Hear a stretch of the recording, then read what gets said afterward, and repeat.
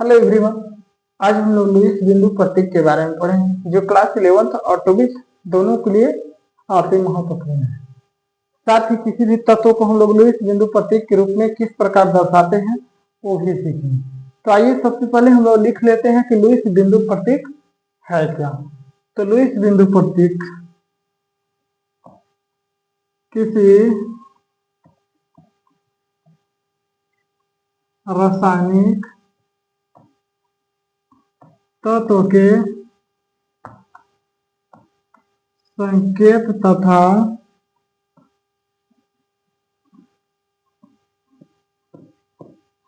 उसके बाहरी कक्षा में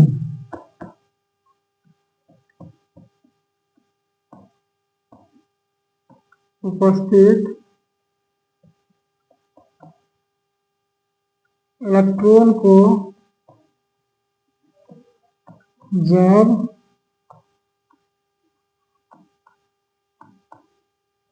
बिंदु के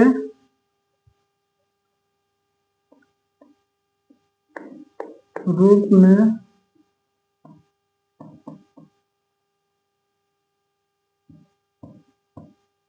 दर्शाते हैं तो उसे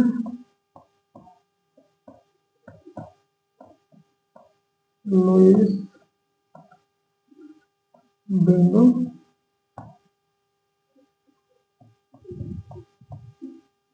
प्रतीक कहते हैं। अर्थात किसी रासायनिक तत्व के संकेत और उसके बाहरी कक्षा में उपस्थित इलेक्ट्रॉन को जब बिंदु के रूप में दर्शाते हैं तो उसे हम लोग लुईस बिंदु प्रतीक कहते हैं। जैसे आइए हम लोग कुछ तत्वों का लुईस बिंदु प्रतीक निकालना या बनाना सीखे। जैसे सोडियम, हम लोग जानते हैं कि सोडियम का परमाणु क्रमांक 11 होता है और इसका लुईस बिंदु प्रतीक के रूप में पहले 1s², 2s² और 2p6, इसके बाद 3s1 होता है। इलेक्ट्रॉनिक विन्यास निकाल लेंगे अफबाउ के सिद्धांत से। दोनों के आवर्त सेम है, पावर को हम लोग जोड़ लेंगे, 2 और 6 8 और 1। अब इसका लुईस प्रतीक, लुईस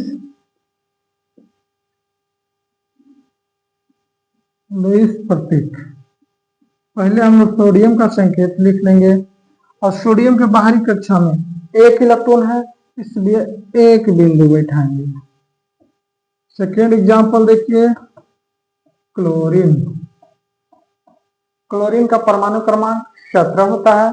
इसको सबसे पहले हम लोग इलेक्ट्रॉनिक विन्यास निकाल लेंगे और पता कर लेंगे कि बाहरी कक्षा में कितने इलेक्ट्रॉन हैं। तो पहले होता है 1s², 2s², 2p6, 3s² और 3p5 और 2, ये दोनों का आवर्त सेम है, पावर एक साथ जुटेगा और ये दोनों का आवर्त सेम है, पावर एक साथ जुटेगा।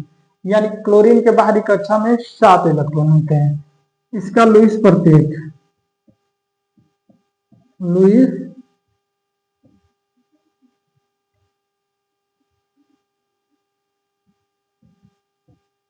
बिंदु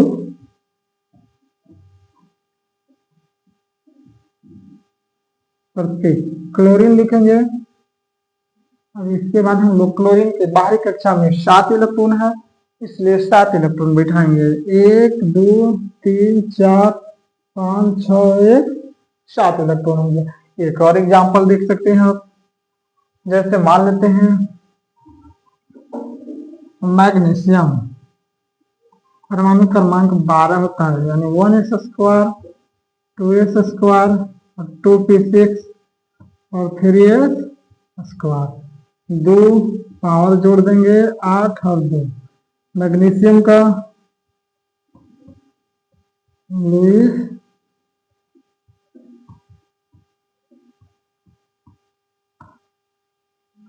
बिंदु प्रतीक, पहले इसका संकेत लिख लेंगे हम लोग। मैग्नीशियम का संकेत Mg होता है और इसके बाद बाहरी कक्षा में 2 इलेक्ट्रॉन है, हम लोग 2 बिंदु बैठाएंगे।